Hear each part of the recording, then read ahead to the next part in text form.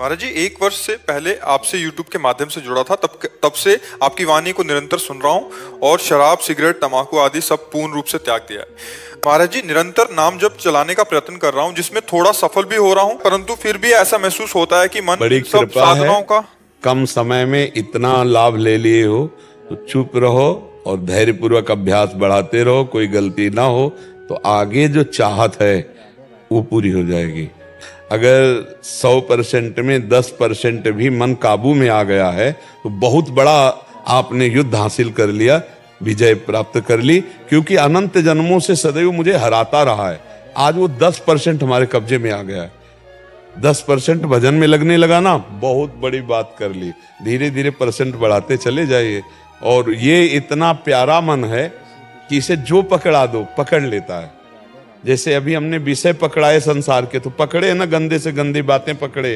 अब हम भजन पकड़ाएंगे तो पकड़ रहा है ना। जैसे आपने 10 मिनट भजन शुरू किया, अब उस 10 मिनट में कोई आपसे आकर बात करना चाहे तो आपको बुरा लगेगा। यार 10 मिनट तो भजन करता हूं, कम से कम चैन से 10 मिनट भजन, मतलब मन 10 मिनट के लिए राजी हो गया। तो हम धीरे धीरे उसको समय से बढ़ाते राजी करते चले जाए। धीरे धीरे अंदर ही अंदर नाम जप कर रहे हैं, बाहर से शरीर से कर्म कर रहे हैं, बहुत बढ़िया भजन हो जाएगा। स्थिति में रहते हुए आहार में जैसे घर में लहसुन प्याज वगैरह खाते हैं तो फिर नहीं, लहसुन प्याज और तमोगुण की वृत्ति करने वाला, इसमें मंत्राकार वृत्ति तो के कारण अगर घर में बोले तो पत्नी है, फिर वो कहती है हम भी नहीं खाए क्या तुम्हारे चक्कर में। तो वो अमरवती है क्या, वो अमृत है क्या प्याज लहसुन? यार बिना इसके कितना सुंदर सुंदर भोग बनता है। वृंदावन में सब ठाकुरों को 56 भोग लगते हैं। यार प्याज लहसुन केवल तमोगुण के कारण त्याज्य है। अच्छा, दुर्गंध नहीं आती? आती ना दुर्गंध।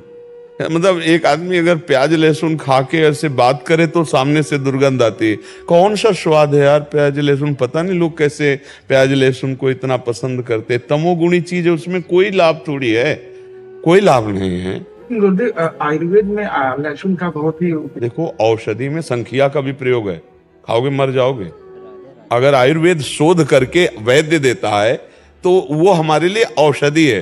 देखो बहुत सी औषधियां दूषित पदार्थों से बनती है, लेकिन दूषित पदार्थ नहीं है, उसे हम औषधि बोलते हैं। हम औषधि पा रहे हैं अच्छा औषधि के रूप में। तो औषधि के रूप में जैसे किसी का गठिया बात है, गठिया रोग है, तो लहसुन बड़ा काम करता है।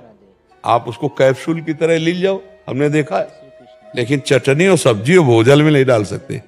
औषधि के रूप में वो बात अलग है। जब औषधि का नाम आता है तो औषधियों में क्या नहीं पड़ता, आप हमें क्या क्या नहीं पड़ता। अगर उसकी बनाने की पद्धतियां देखो तो तुम्हें घृणा हो जाएगी। तो संख्या जहर है ना।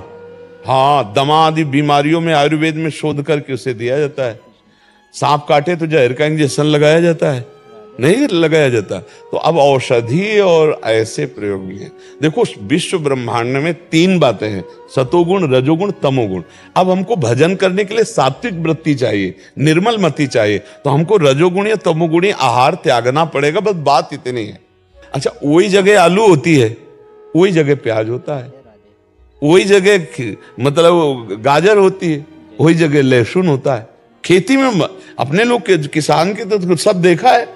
ये खेत है आलू का, ये खेत है प्याज लहसुन का, ऐसे खूब खेती होती है, बिल्कुल पवित्र भूमि में होती है। लेकिन वो तमोगुणी है। बस इस बात, वो केवल इसलिए कि तमोगुण पैदा होता है हमारे भजन में विरोधी, इसलिए उसे नहीं पाया जाता।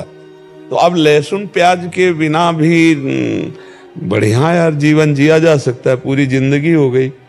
तो अब ये कि जवान को जैसा आप स्वाद दे, तो भाई देखो स्वाद अगर पकड़ लिया प्याज लहसुन का तो फिर कैसे बनेगा।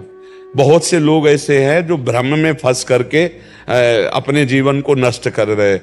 अरे हम कह रहे पनीर खाओ, प्रोटीन आए, गाय पालो, उसकी सेवा करो, थोड़ा दूध बछड़े को पिलाओ, थोड़े दूध का तुम प्रयोग करो, देखो अपने आप स्वस्थ हो जाओगे। अब सेवा करनी नहीं और ऐसे कह दो कि अंडे से प्रोटीन, कौन प्रोटीन वाला कितनी दिन बलवान बना रहेगा? शरीर तो नाशवान है, अपराध तो बन ही रहा है, जीव तो उसमें है ही है, चैतन्य तो है ही है। अब देखो छोटे छोटे नहीं निकलते चूजा उसके, तो जीव नहीं उसमें। हाँ, तो क्या मूली में जीव नहीं है? क्या गाजर में जीव नहीं? क्या आलू में जीव नहीं? उखाड़ के फेंक तो सूख जाएगा। जो जिसके लिए निर्धारित कर दिया गया, हम मनुष्य हैं, हमारे लिए निर्धारित किया गया सब्जी, फल, फ्रूट, अन्न विविध प्रकार के। राक्षसों के लिए वो राक्षसी भोजन है, हिंसक पशुओं के लिए वो भोजन, अपने लिए नहीं। तो अपने जब भगवत मार्ग में चल रहे हैं तो अपने को बचना चाहिए, समझाना चाहिए, पत्नी को समझाना चाहिए। और ना समझे तो फिर जहां तक हो, अगर नियमावली ले लो कि आप बनाओ सब्जी खाओ, हम सब्जी नहीं पाएंगे, हम नमक रोटी खाएंगे, भगवान का भजन करना, हम नमक रोटी खा के पूरी मेहनत, अभी सब ठीक हो जाएंगे। नहीं, हम नहीं पा सकते। हम नमक रोटी पा लेंगे, दही रोटी पा लेंगे, दूध रोटी पा लेंगे, लेकिन जिसमें प्याज पड़ा है, लहसुन पड़ा है, तो अलग बना के देने को तैयार है। वो कहती तुम्हारे लिए अलग बना। तो बढ़िया, फिर क्या, अलग बनाओ खाओ, बढ़िया है भोजन।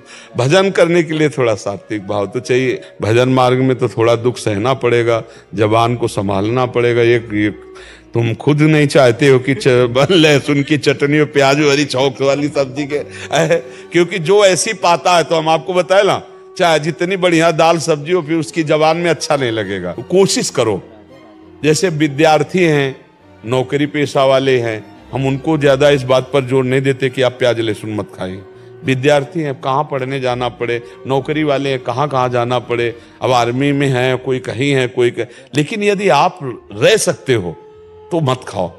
प्याज लहसुन खाना पाप नहीं है, पर दोष है, तमोगुणी है। उस तमोगुणी वस्तु का त्याग करके भजन में बढ़ा जाता है। अब नौजवान जैसे नौकरी पेशा वाले, अब उनको ये शिक्षा दो तो घूमते ही रहेंगे, भोजन ही नहीं मिलेगा।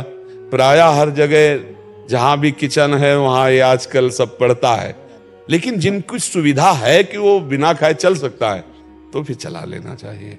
हमारी राय यही है कि अगर ऐसा आपका जीवन है कि आप बिना खाए रह सकते हैं प्याज लहसुन, तो फिर आप ऐसा करें, क्योंकि वो सात्विक है और भगवान का भोग प्याज लहसुन डालकर नहीं लगता है।